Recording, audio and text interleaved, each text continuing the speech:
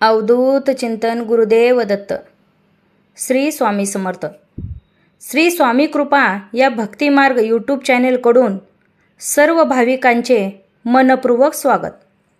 आज आपण शिवलीलामृत कथासार अध्याय 14 याचे पठण करणार आहोत. या अध्यायात पार्वतीने भिल्लिनीचा वेश धारण करून भगवान शिवांना समजूत घातले. त्यापुढे श्रीयाळ राजा आणि राणी चांगुना यांच्या भक्तीमुळे देव प्रसन्न होतात, हे या अध्यायाचे केंद्रस्थानी आहे. त्या अगोदर चॅनलवर जर नवीन असाल तर सबस्क्राईब करा आणि बेल आयकॉनला क्लिक करा, जेणेकरून तुम्हा सर्व भाविकांना अशा आध्यात्मिक नवीन व्हिडिओचा आनंद घेता येईल. चला तर मग महादेवाचे नाव घेऊन सुरुवात करूया या पावन अध्यायाला. हर हर महादेव. श्री गणेशाय नमः. हे भस्मासुर हरणा भाललोचना, तुला नमस्कार असो. तू भार्गवाला वर देणारा, सर्वांगी भस्मलेपन करणारा, भक्तवत्सल, भवभयाचे निरसन करणारा, सर्व भेदाच्या पलीकडचा व भूताचा अधिपती आहेस. हे पार्वतीपते, तू भक्ताचा उद्धार करता, भाविकाचा रक्षण करता, भूताचा पालन करता व सर्परूपी भूषणे धारण करणारा आहेस. हे त्र्यंबका, तू त्रिधिव दापाचे व त्रिधिव दोषाचे हरण करणारा, त्रिगुणाच्या पलीकडचा, त्रिभुवनाचा जनक, तिन्ही वेदाचे रक्षण करणारा व कर्म उपासना ज्ञानमार्गाचे उत्तम ज्ञान असणारा आहेस. हे शंभू महादेवा, तुझ्या कृपेनेच शिवलीलामृत ग्रंथाचे 13 अध्याय माझ्याकडून लिहून झाले. आता शिवलीलामृत या ग्रंथरूपी मंदिराचा कळसच असा हा 14वा अध्यायही तू लिहून घे, अशी तुझ्या चरणी नम्र विनंती. 13व्या अध्यायात शिव पार्वती विवाह आणि कार्तिक स्वामींचा जन्म याविषयीचा कथाभाग आलेला आहे. आता पुढील आख्यान ऐकावे. निमिषारण्यात सूत मुनी शौनकादिकांना श्रोत्यांना अद्भुतरम्य शिवलीला वर्णन करून सांगत आहेत. ते पुढे म्हणाले, भाविक हो, गजानन आणि षडानन लहान असताना पार्वती त्यांना प्रेमाने खेळवीत असे. एके दिवशी गजाननाला मांडीवर घेऊन ती त्याला स्तनपान करीत होती. छोटासा गणपती आपल्या छोट्याशा सोंडेने दूध ओढून घेत होता. पिता पिता तो थांबला. त्याने आपली सोंड मोठ्या प्रेमाने आईच्या पाठीवरून फिरवली. मग षडाननाने पाहत डोळे मिचकावून म्हणाला, आपल्या आईचे दूध म्हणजे अमृतच. असे हे देव दुर्लभ दूध माझ्या सोंडेने तुला पाजू का? ते ऐकून षडानन रागवून म्हणाला, तुझे उष्टे मी कशाला घेऊ? गजानन म्हणाला, अरे, माझे उष्टे दूध पिण्यास कसला आलाय कमीपणा? मी तुझा भाऊ आहे. ते ऐकून षडानन वैतागला. तो पार्वतीला म्हणाला, आई, या लांबक्या नाक्याला काहीतरी सांग. मी ह्याचे उष्टे दूध प्यावे म्हणून हा माझ्या मागे लागला आहे. ह्याच्या सोंडेला धरून मी ह्याला खाली पाडू काय? तुझे इतर देवपुत्र किती सुंदर आणि देखणे आहेत, मग हाच कसा वेगळा? लांब नाकाचा, फताड्या कानाचा, ह्याचा एक दात कसा बाहेर आलाय? काय विचित्र ध्यान आहे. ते ऐकून शंकराला हसू आवरेना. पार्वतीही मनमुराद हसली. त्या दोघांना हसताना पाहून षडाननास मोज वाटली. तो पार्वतीला म्हणाला, आई, ह्याला खाली उतरव, मला खूप भूक लागली आहे. पार्वतीने गजाननाला खाली बसवले. मग षडाननाला मांडीवर घेऊन ती त्याला दुग्धपान करू लागली. तेव्हा त्याची अन्न 5 मुखे भूक भूक म्हणून रडू लागली. ते पाहताच गजानन पोट धरून हसू लागला. म्हणाला, आई, हा असा कसा ग? तू ह्याच्या 5 मुखांना एकाच वेळी कसे काय दूध पाजणार? ते ऐकून शंकर हसला. तो पार्वतीला म्हणाला, अपर्णे, हा गजानन काय म्हणतोय ऐकलंस का? हा विचारतोय असा 6 मुखाचा मुलगा तुला कसा झाला? पार्वतीने उत्तर दिले, त्यात काय विशेष, तो तुमच्यावर गेला आहे. तुम्हाला 5 मुखे आहेत, त्याला तुमच्यापेक्षा 1 मुख जास्त आहे, एवढेच. या तिच्या युक्तिवादाचे शंकराला मोठे कौतुक वाटले. त्याने आपल्या दोन्ही मुलाकडे प्रेमाने पाहिले. अशा प्रकारे त्यांच्या बालक्रीडा पाहण्यात एक वेगळाच आनंद असे. गजानन आणि षडानन ह्यांचे एकमेकावर खूप प्रेम होते. ते एकत्र खेळायचे, गप्पा मारायचे, मस्ती करायचे, कधी एकमेकावर कुरगोडी करायचे, तर कधी तावातावाने भांडायचे. मग त्याची समजूत काढण्यात मोठीच मौज यायची. एकदा गजानन रडत रडत मातेपाशी आला. तिने त्याला जवळ घेऊन विचारले, का रडतोस बाळा? तो म्हणाला, स्कंदाने माझे कान ओढले. म्हणतो कसा, तुझे कान सुपा एवढे, मग डोळे एवढे बारीक कसे? पार्वतीने स्कंदाला दटावले. तेव्हा तो म्हणाला, मला कशाला रागवतेस? याने माझे डोळे मोजले. 12 डोळ्यांनी कसं काय बघतोस? असं म्हणून हा हसला. पार्वतीने गजाननाकडे पाहिले. तेव्हा आपली बाजू सावरीत तो म्हणाला, मग ह्याने माझी सोंड वितीने का मोजली? षडानन म्हणाला, त्याआधी तू माझे हात मोजलेस, हे का सांगत नाहीस? गणपती भडकला. स्कंदाला उद्देशून तावातावाने म्हणाला, सुरुवात कोणी केली? मोदक खाऊन खाऊन तुझे पोट एवढे मोठे झाले, असे बोलण्याची तुला काय गरज होती? शंकर आणि पार्वती त्यांचे म्हणणे लक्षपूर्वक ऐकत होते. मग पार्वतीने मध्यस्थी केली. दोघांनाही जवळ घेतले. आवडत्या वस्तू देऊन दोघांनाही खुश केले.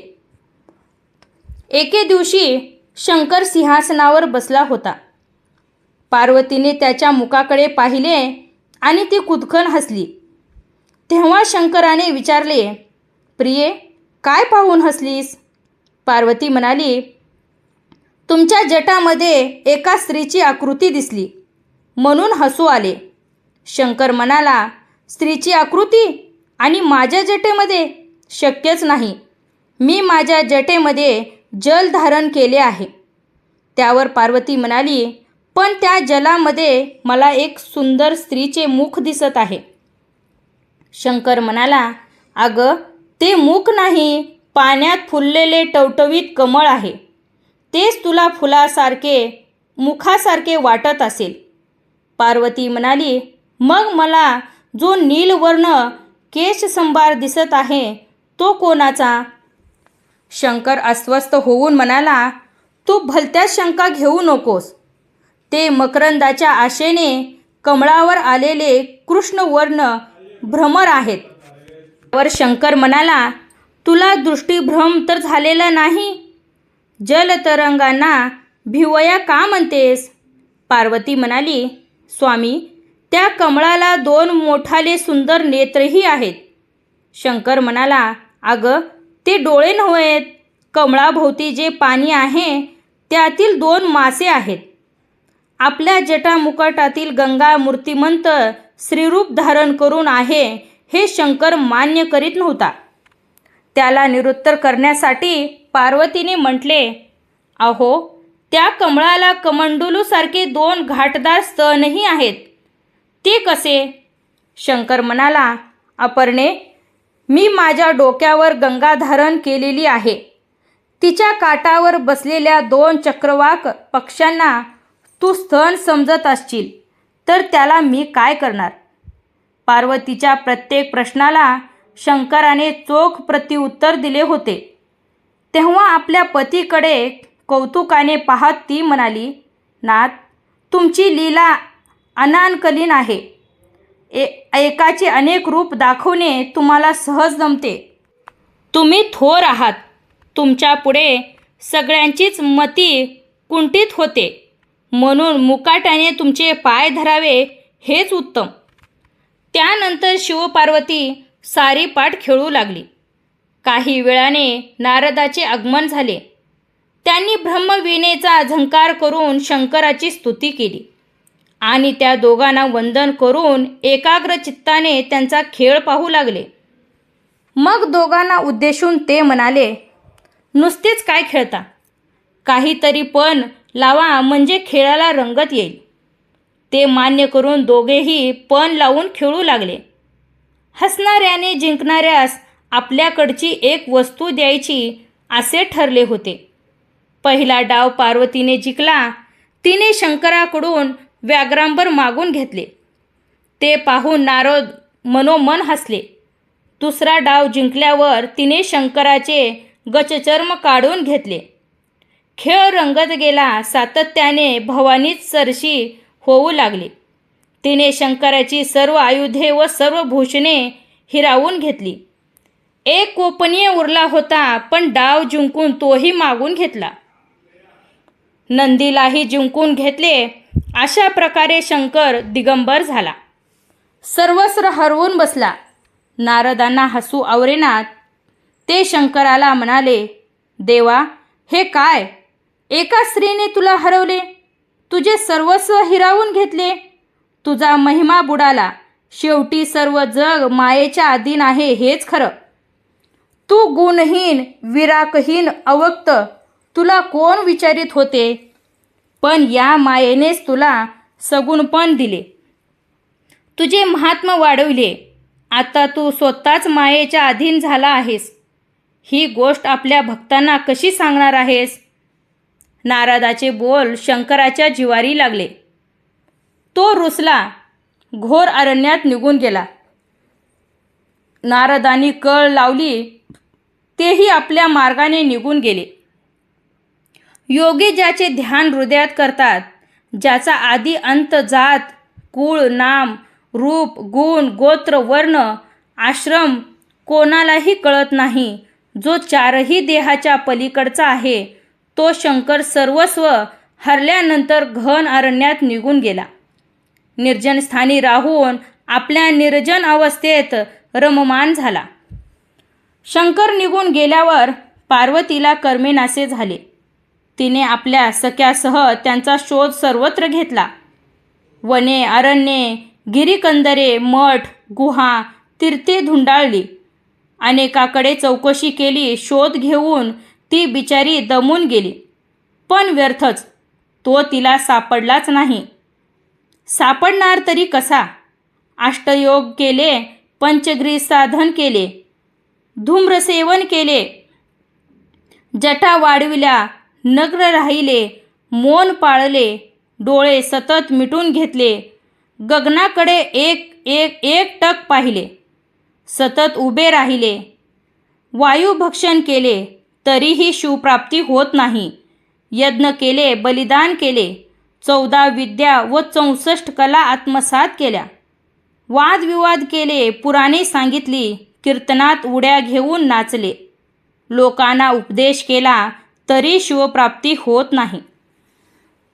कोणी कर्मकांडे करतात. दर्भ, मृत्तिका व जल ह्याचा उपयोग करून आपण पावन झालो असे समजतात, पण त्यांनाही शिवप्राप्ती होत नाही. अहो, पार्वती म्हणजे आदी माया, विश्वाची जननी, अनंत शक्तीची स्वामिनी.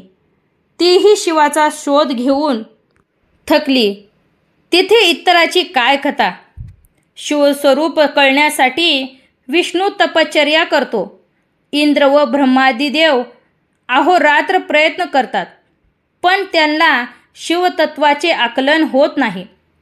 ऋग्वेदातील कर्मयोग, यजुर्वेदातील ज्ञानमार्ग, अथर्वणातील उपासमार्ग, सामदेवातील गायन, न्यायशास्त्रातील भेद विलक्षण, भीमासकाचा कर्ममार्ग, सख्यांचे पूर्वप्रकृती विभाग, पातजलीचा योग, व्याकरणातील शब्दज्ञान, वेद्याची नेती भूमिका ह्यापैकी कशानेही शिवस्वरूपाचे आकलन होत नाही.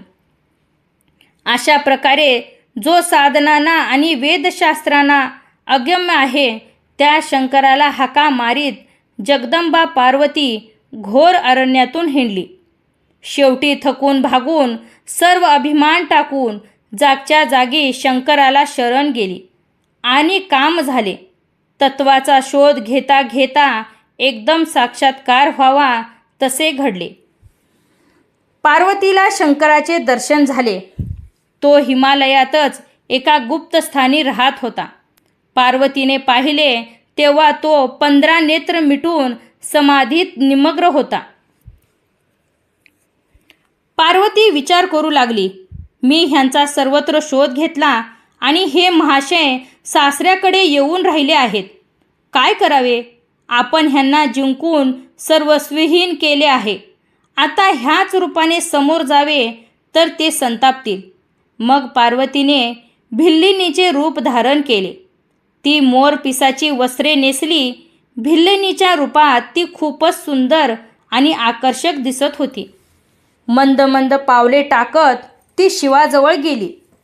तिच्या पायातील पैंजणाचा मधुर ध्वनी त्या परिसरात निनादत होता.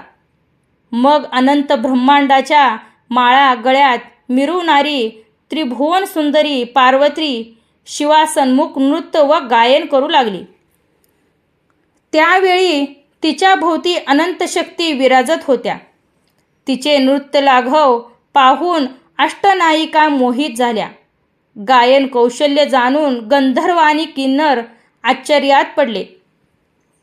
वनाचराची तहान भूक हरपली. ते वेरभाव विसरून गायन ऐकण्यात तल्लीन झाले. जलप्रवाह थांबले. वाऱ्याची गती खंटली. पक्षी देहभान विसरले. हरणे स्तब्ध झाली. शेष डोलू लागले. देव ब्रह्मरूपाने तिच्या भोवती रुंजू घालू लागले. सूर्य दहाकता विसरला. चंद्र शीतलता विसरला. देवस्त्रिया तिच्याकडे कौतुकाने पाहू लागल्या. आदिजननीचे ते नृत्य लाघव इंद्र आणि ब्रह्मादिक देवांनाही अनाकलीन होते. नृत्य करणाऱ्या पार्वतीचा अंगसुगंध सारा आसमंत वापून टाकत होता. तिच्या दंतपक्तीच्या तेजाने भूमीवरील खड्याची दिव्य रत्ने होत होती. जिथे तिच्या पाऊलखुणा उमटत होत्या तिथे सुवासिक कमळे उमलत होती. त्यावर वसंतरुंजी घालत होता. तिच्या हातातील कंकणे व पायातील पैंजण याचा तिच्या नृत्य गतीनुसार मधुर झंकार होत होता.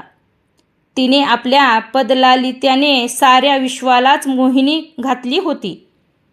शंकराने डोळे उघडून पाहिले. नृत्य गायन करणाऱ्या त्या भिल्लिनीचे अनुपम सौंदर्य पाहून तो अक्षरशः मोहित झाला. तिच्या नेत्रकटाक्षाने घायाळ झाला.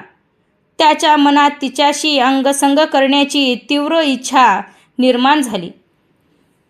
तो तप विसरला. ध्यान साधना विसरला. तिला म्हणाला, बाई तू कोण? कोठून आलीस? तुझ्यासारखी रूपवती आणि लावण्यवती त्रिभुवनात नाही. तुझ्याकडे कितीही पाहिले तरी डोळ्याचे समाधान होत नाही. तू माझे मनोविश्वच व्यापून टाकले आहेस. माझ्या मनात तुझ्या सहवासाची उत्कंठा दाटून आली आहे. मी तुझ्या अधीन झालो आहे. तू माझा स्वीकार कर. भिल्लीन म्हणाली, पार्वती ही तुमची पत्नी. तिच्या सौंदर्याला उपमाच नाही. तिथे तुमच्यावर किती प्रेम आहे हे साऱ्या जगाला ठाऊक आहे. तरीही तुम्ही तिचा त्याग केलात. कैलास भुवन टाकून या घोर वनात येऊन बसलात. मी परस्त्री आहे हे जाणूनही माझा मोह धरलात. तुमचे मन तुमच्या स्वाधीन नाही. तुम्ही कसले तपस्वी? शंकर म्हणाला, त्या पार्वतीचे नावही घेऊ नकोस. मी तिच्यावर रागून येथे आलो आहे. तिचे तोंडही पाहू इच्छित नाही. मी तिची स्वप्नातही आठवण काढीत नाही. भिल्ली म्हणाली, माझा पती अतिशय कोपिष्ट आहे. तो तुमच्याशी बोलले एवढे जरी त्याला कळले तरी संतापाच्या भरात तो त्रिभुवनाला जाळून टाकील. शंकर म्हणाला, त्याच्या क्रोधाबद्दल मला काय सांगतेस? पार्वती किती पाषाण हृदयी आणि क्रोधी आहे हे तुला माहीत आहे काय? गेल्या जन्मात तिने रागाच्या भरात दक्ष यज्ञात उडी टाकून जीव दिला. या जन्मात ती हिमालयाची कन्या झालेली असली तरी तिचे पूर्वीचे गुण तसेच आहेत. तिच्या कपटाविषयी बोलायलाच नका. पत्नी असूनही तिने माझ्याशी कपट केले. सारी पाठ खेळताना सर्व डाव जिंकले, तेही कपटाने. पण लावून माझे सर्वस्व हरण केले, तेही कपटानेच. तिच्या धृतपणाबद्दल आणि कारस्थानाविषयी जेवढे बोलावे तेवढे थोडेच. भिल्लीन म्हणाली, पुरे झाली तिची निंदा. तुम्ही काय कमी कपटी आहात? तुम्ही गंगेला जटातून लपविले, तिला उच्च पद दिलेत. भवानी बिचारी भोळी म्हणूनच तुमची ही लबाडी तिच्या लक्षात येऊनही ती गप बसली. तरीही तुम्ही तिचा त्याग केलात. आता तपश्चर्येच्या निमित्ताने वनात आलात तर तपश्चर्या करा. माझ्यासारख्या परस्त्रीच्या गळ्यात पडू पाहता. हे तर तुमचे उघड कपट आहे. शंकर म्हणाला, नको ग अशी कठोर बोलूस. त्या पार्वतीचे उद्योग तुला माहीत नाहीत म्हणून तू तिची बाजू घेत आहेस. पण ते बरोबर नाही. अगं, ती वाटेल तशी वागते. मनात आले तर सृष्टीची निर्मिती करते. कंटाळली तर तीच सृष्टी मोडून टाकते. शुभ निशुभांदी दैत्यांना युद्ध करून कोणी मारले? हिनेच. ती जरी येथे आली आणि मला लाख विनवण्या केल्या तरी मी कैलासास परत जाणार नाही. मग जे व्हायचे ते हो. मी तिच्याशी बोलणारही नाही. पण तुझ्या वचनाधीन राहून तू नेशील तिकडे येईल.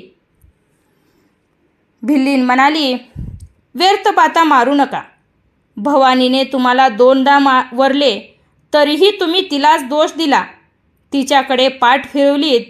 तिच्या पदरी एवढी उपेक्षा आली, तेथे माझा काय पाड? आता तर तुमचे सर्वस्व हरवले आहे. अशा परिस्थितीत तुम्ही मला काय सांभाळणार? मी निघते. बोलणे संपवून भिल्लीन तिथून निघाली. नृत्य गायना करीत भराभर दूर जाऊ लागली. शंकराला काय करावे तेच सुचेना. तो तिला आलिंगन देण्यासाठी धावला. अगं थांब, मला टाकून जाऊ नकोस. मला तुझा मुखचंद्रमा दाखव. मला वरमाला घाल. मी तुला कधीच टाकणार नाही. अशा हाका मारू लागला. भिल्लीन म्हणाली, ठीक आहे, तुम्ही माझ्या घरी या, मग मी तुमची कामिनी होईन. ते मान्य करून शंकर तिच्या मागोमाग निघाला. भिल्लीनीने त्याला आपल्या नादी लावून कैलासावर नेले. तिथे सिंहासनावर बसवून त्याची षोडोपचारे पूजा केली. त्यांच्या चरणांना वंदन करून त्यांच्या कंठात वरमाला घातली. मग भिल्लिनीचे रूप टाकून अंबा मूळ रूपात प्रकट झाली. तिला पाहून शंकर थक्कच झाला. आत्ता भांडण मिटले होते. एकमेकाकडे पाहून दोघेही हसू लागले. आज त्यांच्या प्रीतीला वेगळाच बहर आला होता. आंबेने शंकराचे सर्व वैभव विनम्रतेने परत दिले. तेव्हा भवानी धन्य आहेस. नवऱ्याची समजूत कशी काढावी हे स्त्रियांनी तुझ्याकडून शिकावे. तू मला परत आणलेस यातच तुझे प्रेम दिसून येते. असे बोलून शंकराने पार्वतीचे कौतुक केले. सुताने शौनकादिकांना आणखीन एक अद्भुत कथा सांगितली. तो म्हणाला, श्रोते हो, एके दिवशी महर्षी नारद शंकराच्या भेटीस आले. दोघांनी एकमेकांना क्षेमकुशल विचारले. मग नारद म्हणाले, हे विश्वनाथा, मी आजपर्यंत तुझे अनेक भक्त पाहिले आहेत, पण कांतीनगरात राहणाऱ्या श्रीयाळ नावाच्या तुझ्या भक्ताची गोष्टच वेगळी. तो धैर्यवान, विचारशील, उदार, सुशील, सात्विक आहे. त्याची सर्व कीर्ती सर्वश्रुत आहे. 10 वर्षापासून तो अन्नसत्र घालीत आहे. तेथे येणाऱ्या प्रत्येक अतिथीचा तो सन्मान करतो. त्याला इच्छेभोजन देतो. अतिथी एखादी दुर्लभ गोष्ट मागितली तरी हर प्रयत्नाने तो आणून देतो. अशी त्याची ख्याती आहे. ती तुझा मोठा भक्त आहे. ते ऐकून शंकराला श्रीयाळबद्दल कुतूहल वाटले. त्याने त्याची परीक्षा पाहण्याचे ठरवले. नारद निघून गेल्यावर शंकराने अतिशय घाणेरडे आणि ओंगळवाणे रूप घेतले. दुसऱ्या क्षणी तो श्रियाळाच्या द्वारी आला आणि मोठ्याने ओरडून म्हणाला, मला भूक लागली आहे. इच्छा भोजन देत असाल तरच आता बोलवा, नाही तर मी तुमचे सत्वच घेऊन जातो. तो अतिशय खूपच कुरूप होता. मुद्राही रागीट होती. त्याचे कठोर वचन ऐकून श्रेया व त्याची पत्नी चांगुना बाहेर आली. त्यांनी त्या अतिथीला सद्भावाने वंदन केले. त्याला आदराने घरात नेले. आसनावर बसवून त्यांची पूजा केली. या अवधीत तो जी काही कटू वचने बोलला त्याकडे दुर्लक्ष केले आणि हात जोडून नम्रतेने विचारले, स्वामी, आपली काय इच्छा? अतिथी, मला नरमांस खाऊ घाल. तू राजा आहेस, श्रीमंत आहेस. माझी इच्छा पूर्ण करण्यासाठी एखाद्या चोराला धरून आणशील किंवा एखादा मनुष्य विकत आणून त्याचे मांस मला खायला घालशील तर ते मला अजिबात चालणार नाही, हे आधीच सांगून ठेवतो. चांगुना, आपण सांगाल तसेच करू. हवं तर मी माझे मांस देते. श्रिया, मी माझे मांस देतो. अतिथी, तुम्ही दोघे याचकाचे मायबाप आहात. तुम्हाला मारले तर अन्नसत्र कोण चालविल? श्रियाळ म्हणाली, मग आम्ही काय करावे? अतिथी, तुम्हाला 5 वर्षाचा एक सुंदर मुलगा आहे म्हणे. हो, त्याचे नाव चिलया. ठीक आहे, तोच मला खाण्यासाठी दे. तेव्हा पुत्रावरील मोहमत्व दूर सारून श्रियाळ म्हणाला, जशी तुमची इच्छा, तुम्ही त्याला घेऊन जा. ते ऐकून अतिथी रागावून म्हणाला, घेऊन जा काय? त्याला कच्चा खायला मी वाघ, लांडगा अथवा अस्वल आहे काय? तुम्ही त्याचे मांस शिजवून मला जेवू घाला. एक गोष्ट मात्र लक्षात ठेवा, ते करताना तुमच्यापैकी कोणीही पुत्रवियोगाने व्यथित होऊन रडले तर मी तत्काळ निघून जाईल. जाताना तुमचे सर्वस्व घेऊन जाईल. चांगुनाने ते मान्य केले. चिलया अंगणात खेळत होता. तिने त्याला हाक मारली. म्हणाली, बाळा, लवकर ये बरं, हे अतिथी तुझ्यासाठी खोळंबले आहेत. आईची हाक ऐकून चिलया धावत आला. अतिथीला वंदन करून मातेला म्हणाला, आई, काय झाले? चांगुना, हे अतिथी नरमांस भोजनाची इच्छा धरून येथे आलेले आहेत. त्यांना तुझ्या मांसाचे भोजन हवे आहे. चिलया, एवढेच ना? मी तयार आहे. सत्कार्यासाठी देह उपयोगी पडणे यासारखे भाग्य नाही. माझ्या मांसाचे भोजनाने हा अतिथी तृप्त झाला तर त्या शंकराला परमसंतोष वाटेल. ते ऐकून चांगुलेला त्याचे खूप कौतुक वाटले. तिने त्याला वात्सल्याने हृदयाशी धरले. तेव्हा तो म्हणाला, आई, मी पुन्हा तुझ्या पोटी जन्म घेईन. चांगुलेचा अक्षरशः गहिवरून आले, पण तिने महप्रसायाने स्वतःला सावरले. माया ममता दूर सारली. चिलयाला पाकशाळेत नेले. आपले मन वज्रासारखे कठोर करून त्याचा शिरच्छेद केला. आता मुलगा राहिला नाही, निदान त्याचे मुखदर्शन तरी होत राहील असा विचार करून चिलयाचे मस्तक एका बाजूला ठेवले. मग त्याच्या शरीराचे मांस शिजवून अतिथी भोजनास बसवण्याची विनंती केली. अतिथीच्या रूपात आलेल्या शंकराने ही गोष्ट आधीच जाणली होती. तो रागाने निघून जाण्यासाठी उठला. ते पाहून श्रेयाळ आणि चांगुनाने त्यांचे पाय धरले व म्हणाली, महाराज, आमचा काय अपराध झाला? अतिथी म्हणाला, तुम्ही मुलाचे मस्तक बाजूला का काढून ठेवले? तेही शिजवून का वाढले नाही?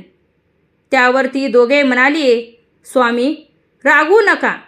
सेवेत प्रमाद घडला त्याबद्दल क्षमा करा. आम्ही मुलाचे मस्तकही शिजवतो. कृपा करून आमचे सत्व राखा. अतिथी परत आला व म्हणाला, चांगुले, मुलाचे मस्तक बाहेर घेऊन ये. ते उखळात घालून माझ्या देखत कांड. रडशील तर याद राख, मुलाला गमावलेच आहेस, सत्वही घालवून बसशील. चांगुलेने तेही मान्य केले. चिलैयाचे मस्तक अतिथी देखत उकळीत घालून कांडू लागली. शंकराने तिची अधिक परीक्षा घेण्याचे ठरवले. तो म्हणाला, नुसते कांडू नकोस, एखादे मंगल आनंददायक असे गाणे म्हण. मला तुझ्या मुखावर जराही खंत दिसता कामा नये. अनया ती निघून जाईल. आधी स्वहस्ते पुत्राचा शिरच्छेद, मग त्याचे मांस शिजवणे, त्यात भर म्हणजे त्याचे मस्तक उकळीत घालून कुटणे. एकापेक्षा एक महाभयंकर आघात, तेही एका विद्रूप अतिथीची विकृत इच्छा पुरवण्यासाठी. चांगुनेच्या जागी दुसरी कोण माता असती तर या कल्पनेनेच गतप्राण झाली असती. पण सेवाव्रताचा वसा घेतलेल्या चांगुलेने तेही मान्य केले. पुत्रमस्तक कांडताना ती गाणे म्हणू लागली. त्याच्या भावनात्मक आशय असा होता, बाळा, तू किती गुणवान, सुकुमार व सुशील होतास. तुझे सुहास, तुझे कमळासारखे डोळे बघून मनाला आल्हाद वाटायचा. माझ्या उदरी येऊन तू मला धन्य केलेस. आत्ताही माझे निष्ठुर घाव तू निमूटपणे सोसत आहेस. तुझ्या विषयीच्या वात्सल्याने मला कसा पाना फुटलाय बघ. तुझ्या वाचून मी दुबळी भनंग झाले आहे, एकाकी झाले आहे. तुझा विरह मला सहन होत नाही. त्याला मी तरी काय करू. राजद्वारी अतिथी आलेला आहे. आपल्याकडे भोजन करून तो संतुष्ट मनाने निघून गेला की मीही प्राणत्याग करीन. आता नाही रे धीर धरत. तू कैलास मार्गाने जात आहेस ना, मग माझ्यासाठी थोडा वेळ थांब. मीही तुझ्याबरोबर येणार आहे. तुझा उद्धार झाला, तुझ्या संगतीने माझाही उद्धार होईल बाळा. पाण्या वाचून माशाने तडफडावे तशी मी तुझ्या वाचून तडफडत आहे. मी निर्दयी आहे, पाषाण हृदयी आहे. मला तुझी आई म्हणण्याची लाज वाटते. लोकांनी विचारले तर मी काय सांगू. त्यांना कसे तोंड दाखवू. तू स्वतःच्या जन्माचे सार्थक करून घेतलेस. तू शिवपद प्राप्त केलेस. तुझ्यासारखा पुत्र त्रिभुवनात सापडणार नाही. चिलैयाचे मस्तक कुटून झाले. चांगुनाने तेही शिजवले. ताट मांडून अतिथीला भोजनास बसवण्याची विनंती केली.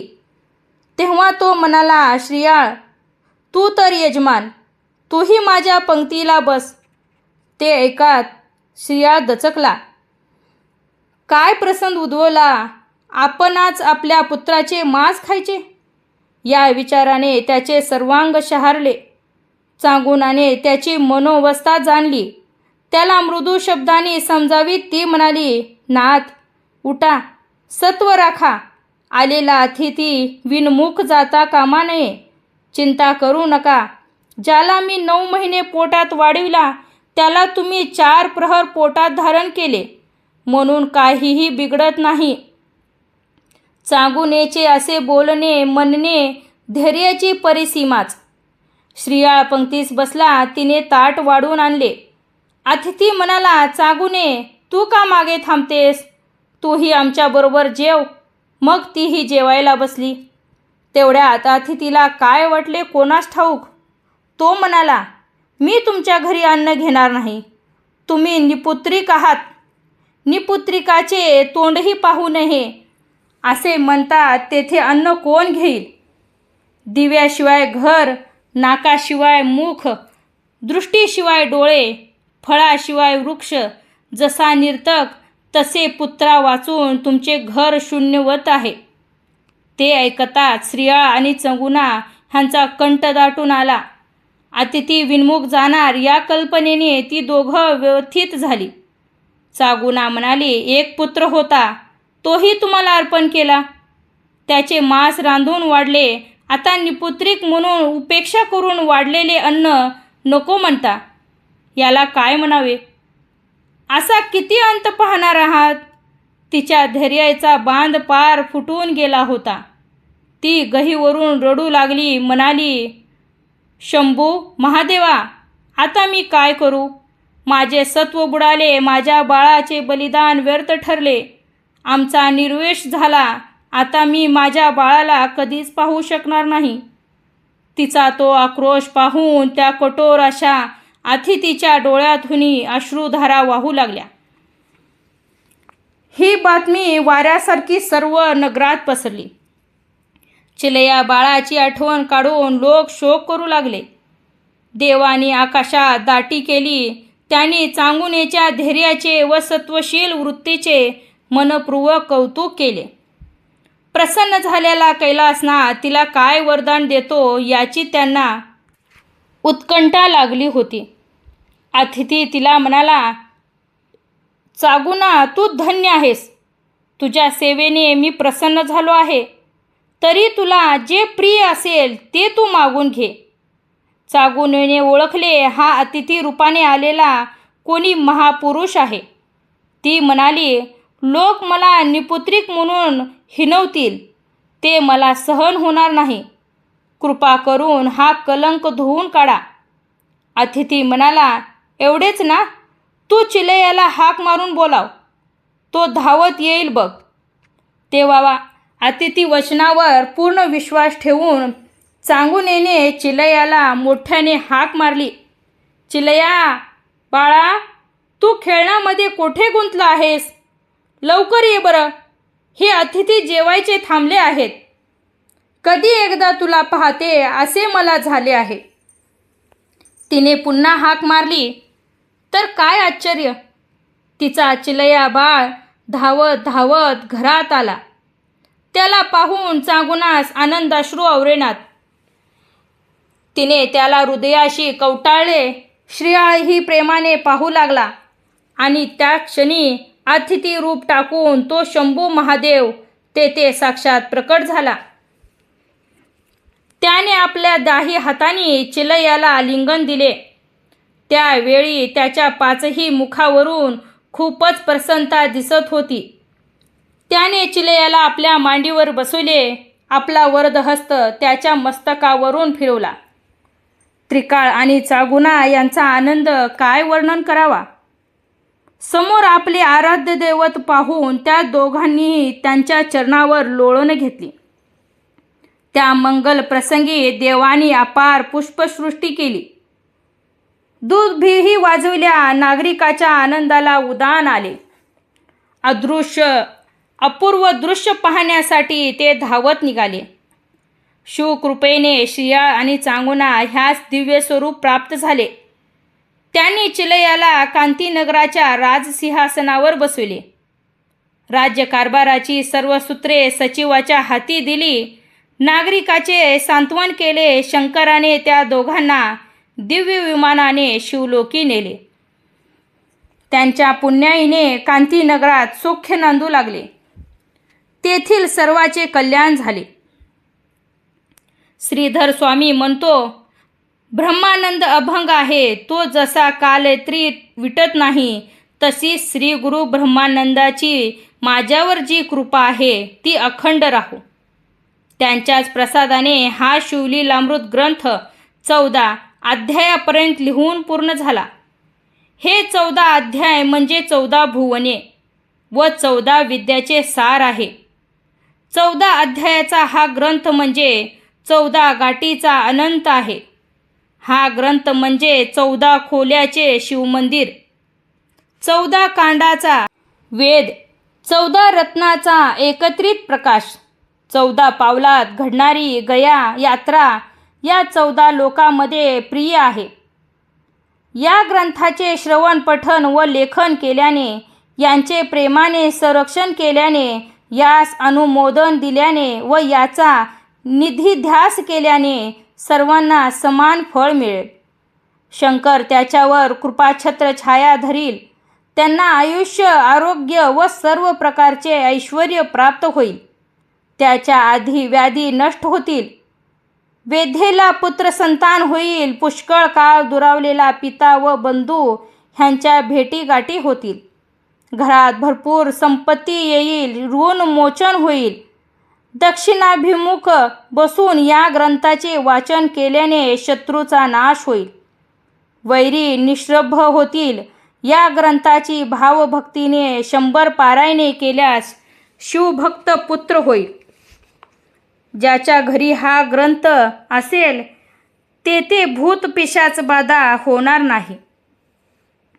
3 महिने या ग्रंथाचे नित्य वाचन केल्यास सर्व संकटाचे निरसन होईल. या ग्रंथाचे वाचन करून तशी प्रत्यक्ष प्रचिती घ्यावी. या ग्रंथाची पूजा सोमवारी करावी. शंकराला आपले घराणे सांगून अध्याय वाचनास प्रारंभ करावा.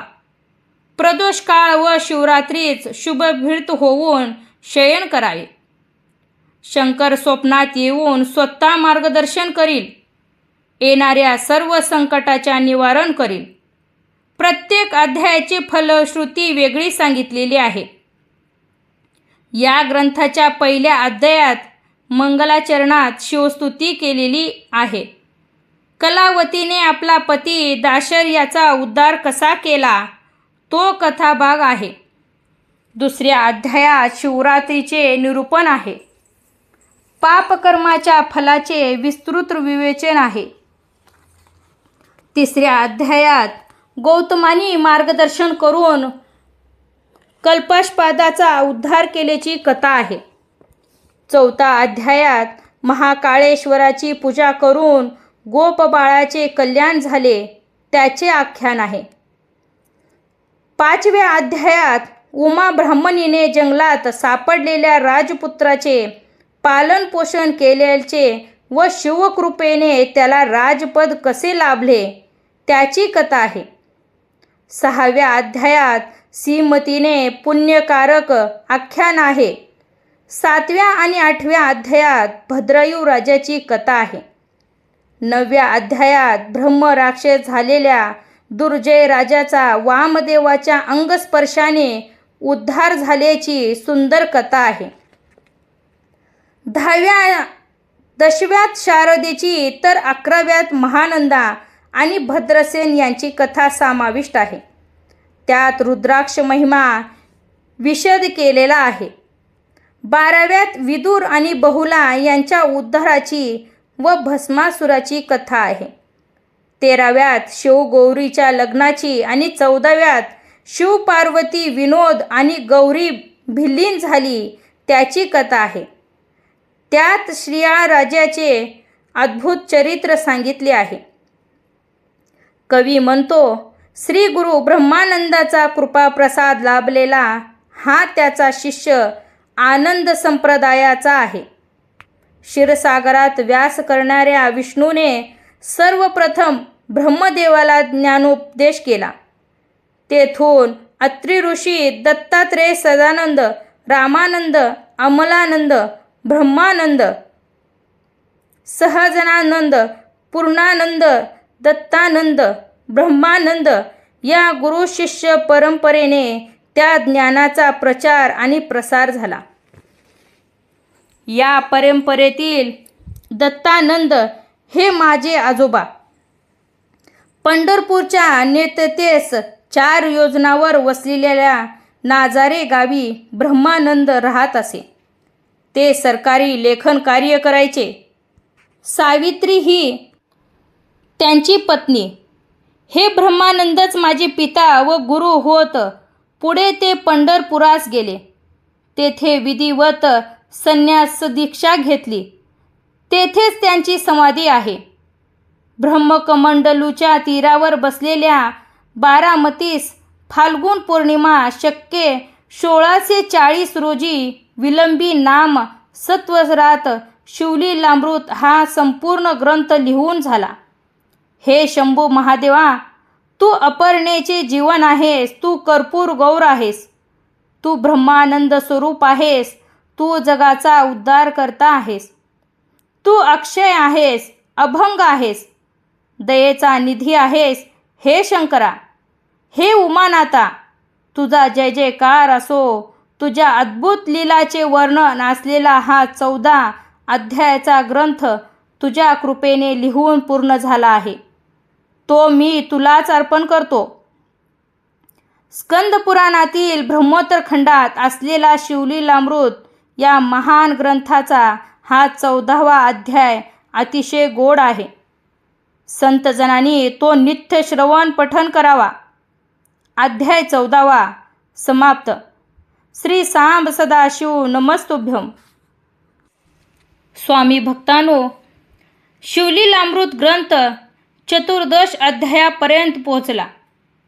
14 भुवनाचा सार, 14 विद्याचं गूढ, 14 रत्नाचा प्रकाश हे सर्व या 14व्या अध्यायात एकरूप झाला आहे. अशा रीतीने हा दिव्य ग्रंथ पूर्ण झाला आहे. हर हर महादेव. आपल्याला शिवलीलामृताचा अध्याय 14वा श्रवण करून नक्कीच भक्तरस अनुभवायला मिळाला असेल. ही शिवकथा आपल्या जीवनात भक्ती, श्रद्धा व शांती घेऊन येवो हीच प्रार्थना. हा अध्याय आवडला असेल तर नक्की लाईक करा.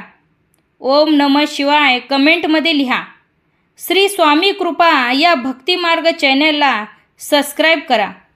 पुढील अध्यायासाठी बेल आयकॉनला क्लिक करा. पुन्हा भेटूया पुढच्या अध्यायात. तोपर्यंत हर हर महादेव. जय जय स्वामी समर्थ.